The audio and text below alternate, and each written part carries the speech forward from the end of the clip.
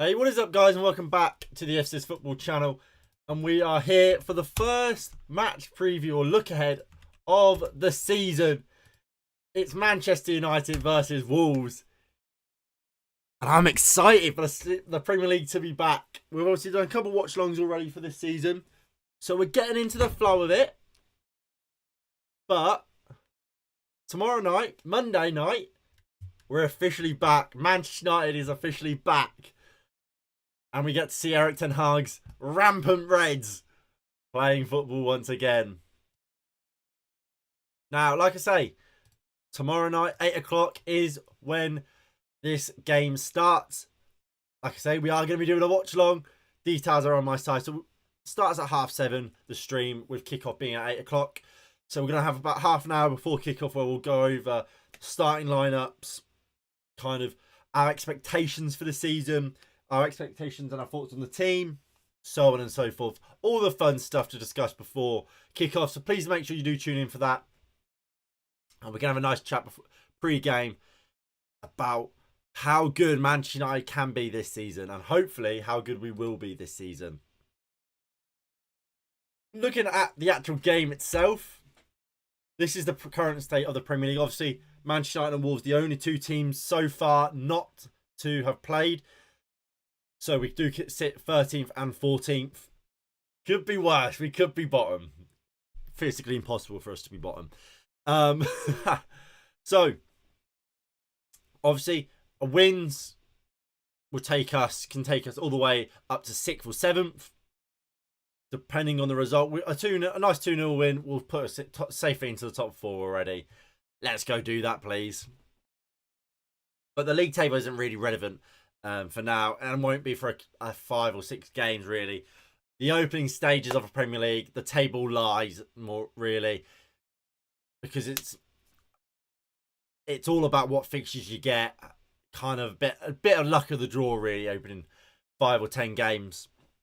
But after that, we'll start to see kind of how the league has really kind of taken face, and who are the real challengers in this division. But for now, we don't really know. When it comes to how we got on against Wolves last season, so the first game we played against them, that was at the Molineux. We beat them 1-0 thanks to that Marcus Rashford goal. In what was a nervy affair. I believe this is the game as well. I'm almost certain it is. Where Rashford started on the bench because he was late. Came on as a substitute. Scored. Won us the game.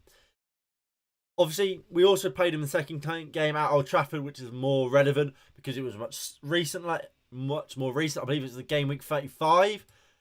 So one of the last few games of the season. We beat them 2-0. Alejandro Garnacho and Anthony Martial getting the goals in a 2-0 win at Old Trafford. Hopefully, we are going to see more of the same of that. Looking at Wolves themselves, this is how they come into this game. So, form-wise, league position, completely irrelevant. It's first game of the season. There's nothing to base form off, nothing to base the league position off. Injury news. Now, unfortunately for them, Matheus Cunha could be out. So he is a risk. So he could play, could not. I think he will end up playing. I think he's their only recognised real striker. So I do think they will run with Matheus Cunha. And you look at the key players. I see him as one of 3 key players for Wolves in this game. Pedro Neto, Matheus Cunha and Matheus Nunes, for me, are Wolves' best 3 players. But I really like Pedro Neto. I think he's really dangerous off the wing. He's creative. He's direct. And he got a bit of a goal threat as well on him. I think he was a big miss for Wolves last season when they didn't have him for so long due to injury. Now he's back. I think he will be a big play for them this year.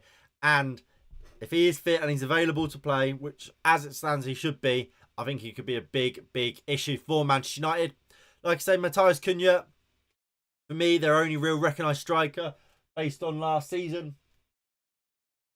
He's a very good player, Matheus Cunha. Got pace. It didn't provide the goal threat that a lot of Wolves fans would have been hoping last year, but he is a good player.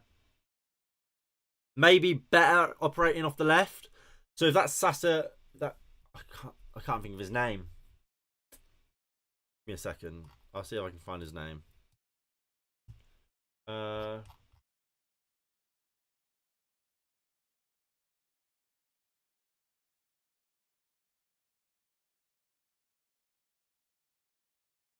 Sasa Kalajic, how I pronounce it. If he is fit for this season and he's in the form that we heard about and we were promised when he signed for Wolves, he could be a big player for them this season. And then Matheus Nunes, I just really like him. I think he's a good midfielder, good on the ball, good dribbler, attacking talent. So when I'm looking at the team I expect Wolves to play, this is kind of it. Obviously, Julian Lopetegui was in charge of Wolves all throughout pre-season and the end of last season. He has since left and Gary O'Neill has come in. So I expect a different Wolves team. Obviously, with Bournemouth last year, Gary O'Neill kept them up. He played more of a 4-4-2, 4-3-3. So it's kind of up in the air what kind of system we'll see from Wolves. But I have stuck with a 4-3-3 for them. Jose Sá will undoubtedly play in goal. In terms of the defence, it could be Doherty, it could be Bueno, or it could be Nelson Semedo. It's one of those three for the in fullbacks. I think it will be Nelson Semedo and Bueno. And then Craig Dawson and Max Kilman. Max Kilman's been given captaincy for this year for Wolves after the departures of Jose Moutinho, and Ruben Neves. So he'll undoubtedly start on that left centre-back role. And I think it will be Craig Dawson, the centre-back partnership from last year. Moving into midfield, I think it will be Gomez, Lemina and Matheus Nunes. Not really anyone else in that Wolves midfield that I think comes close to those three. So I think it will be that. If they go for a 4-3-3, if it goes to maybe a 4-2-3-1, we could see Pablo Sarabia playing more central role and maybe with Daniel Podence move into one of the wingers roles. I don't think that will happen though. I think it will be a 4-3-3 and we will see Pablo Sarabia playing on the right hand side. Potentially what we'll see from him is that he might come inside and invert with Nelson Semedo making that width as a wing back. I think that's when Nelson Semedo is best, when he's able to get forward and overlap and kind of almost play as a winger more than anything. But that's something we'll have to kind of wait and find out with. But I do think it will be Pablo Sarabia on the right. I think Pedro Neto will start on the left-hand side. Like I said, I'm a big fan of Pedro Neto. Before his injury problems, he had a lot of big teams kind of watching him and interested in him. Those injuries have kind of scuppered that a little bit. But I do still think he is a top talent. Him and Daniel Podence, great options off the left for Wolves. Either way, they're going to cause problems for Manchester United if at their best. And I think Matheus Cunha, like I say, will start up top for Wolves. Kind of really their only recognised number 9 based off last season. When it comes to Manchester United, this is how we look team-wise.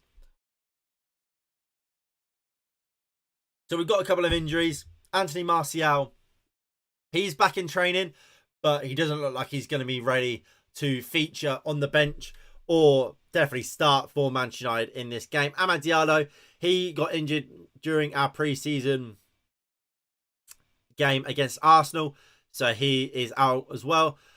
Højlund, back injury. We kind of knew about that injury when we signed him. He is out, and as is Tyrell Malacia with a muscle injury. We've got players like Kobbie Mainoo, who's also out injured, but whether or not he's going to be a major part of our first team this season isn't 100% sure. I think he will be when he's back, but he's going to be out for a while, unfortunately. So we're going to have to wait to see how good Kobbie Mainoo can be in our first team. When it comes to starting lineups, this is the team I believe Erik ten Hag will go with. So I think he will undoubtedly go with Andre Onana. Dean Henderson, I believe, might have an injury. Tom Heaton, I'm almost certain, has a knock. Mattia Kovar looks like he's going to Bayer Leverkusen. So even if he didn't want to start Andre Onana, which he definitely does want to, we don't really have options otherwise, as opposed to him. So Andre Onana will start. Right back, it's a throw up between Aaron Wan-Bissaka and Diogo Dalot. I think he will go with Diogo Dalot alongside Rafael Varane and Lisandro Martinez and Luke Shaw. I think Varane, Lisandro Martinez and Shaw, that they're certainly starting. We got no one really else who's going to play there. That's 3 of our 4 back line from pretty much all of our games last season when everyone was fit. Those 3 will play. And Diogo Dalot, Wan-Bissaka, it's like I say, it's a toss-up between the two. Wan-Bissaka looked like he got the edge at the end of last season, but Diogo Dalot as a right back, he's more technical, and I think coming into the season, that is what Erik ten Hag will want from his right back.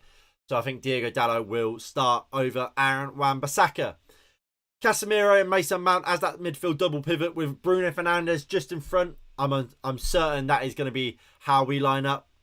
You could also have it as a 4-3-3 with Casemiro playing as the 6, Mount and Bruno on either side. Bit like this. That is more than plausible as well. There's a lot of options here for Erik ten Hag to go with in terms of midfield setup, whether that is the 4-2-3-1, 4-3-3. Maybe you could either say Bruno drops in and Mount plays as the more of the 10. If we are going to see a 4-2-3-1, I think it will be the Mount alongside Casemiro with Bruno at 10, like we saw throughout pre-season. Then the wingers, there is question marks over. So with Anthony Martial and Højlund both out injured, that front line gets called into question. I think Anthony will almost certainly start on the right-hand side. I don't think that is in question. He was the right winger throughout pre-season for us with the first team. Pellistri played there sometimes with the B team and came on, but Anthony was the guy, so I think Anthony will undoubtedly take that right-hand side. The left-hand side and the striker role is when it becomes interesting. So in pre-season, we saw Jadon Sancho occupy that number 9, false 9 position quite a lot against Arsenal. He played there. And with the B team, quite often he played as the false 9, with Alejandro Garnacho often playing off the left. We also saw Rashford, like I say, in that Arsenal game, Rashford played off the left with Sancho at number 10, at striker, sorry. So there is variation there, but we didn't really see Jadon Sancho play off the left. However, coming into this season, I have a feeling Erik ten Hag may just kind of go with the experience with Jadon Sancho off the left and Marcus Rashford up top. Personally, I wouldn't. And I would go with the exact same team as I've said with Erik ten Hag. I would go with Alejandro Garnacho up on the left-hand side with Marcus Rashford leading the line. I think Gary O'Neill will play deep, don't get me wrong. And because of that, I think you want runners. I think you want players that are willing to take someone on, beat him for pace, and kind of cause a bit of issues. Because the last thing defenders want is people running at them. I think Jadon Sancho is great at slight interchange passing. And I think maybe later on in the day, if the directness of Garnacho hasn't worked, then you bring on a Sancho and he brings a new dynamic. But if I'm looking for some directness, I want someone to take someone on, kind of cause problems and maybe win a penalty.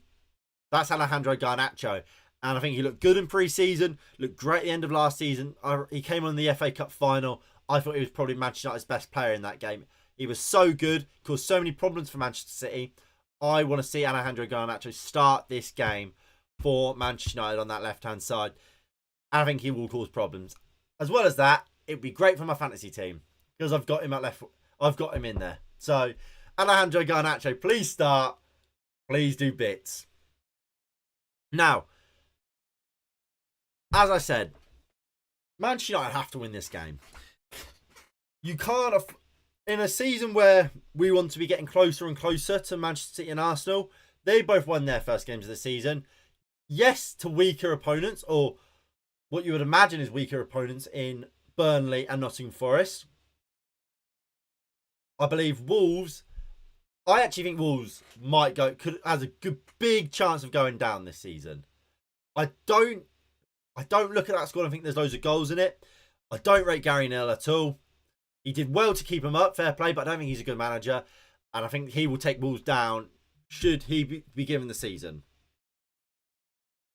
I don't think there's any excuse not to win this game. We have to win it. We have to get the 3 points on the board straight away and set us up for what will be a difficult season, and a season where there's a lot of expectations to go stride for stride up until at least March, in my opinion, with the Arsenals and the Man Cities for this title. The top 4 race is on already. You look at that league table. The teams that did well last year, Newcastle, Brighton, Arsenal, Man City, they're still there. Chelsea, Liverpool. Chelsea looked great earlier against Liverpool. Liverpool, you could see they are missing that number 6, but you could see what they're doing, and in spells they look good as well. I think Spurs, again, I liked a lot what they were doing against Brentford under Ange. This is going to be a race, not just for top 4, but for top 6. There are 7 clubs really there. You could Aston Villa weren't great, but you imagine they'll come back next week stronger. Top 7, top 8. That isn't straightforward this year. So we've got to get off to a good start, and against Wolves, I think we have to. Like I said, I haven't done a Premier League prediction so far. I do plan to get round to it. I have done my league table. I just haven't had time to film and kind of record the video. But I have Wolves going down because I don't rate Gary O'Neill. Statistically, Bournemouth were the worst team in the league under Gary O'Neill last year. I think Wolves will be bad. I expect Manchester United to win this game and win it fairly comfortably. I'm going to go for a 2-0 Manchester United win. And look, while I think we will win 3-0, a win is a win. And at the early stages of the season especially, it's about just getting the points on the board. In a way, it doesn't matter how you do it. Obviously, you want to be doing it in the likes of City, where they blew Burnley away, really, or Arsenal, where while it looked a bit close, Arsenal blew Nottingham Forest away. It was a chalk and cheese. Like, Arsenal were in a league of their own in that game. So, while we want to be doing that, if we have to beat Wolves 1-0 and it's scrappy, a win's a win. So a win is imperative, a win is important, and I think we will get it 3-0. And that's about it. Again, we will be doing the watch along. Stream starts at 7:30, kickoff at 8 tomorrow. So please do tune in for that. Be there or be square and all that jazz. If you have enjoyed this preview, please do hit that like button below. Subscribe if you are new and you haven't already. That would be greatly appreciated. And I'll see you all for the watch along tomorrow in a bit. Peace.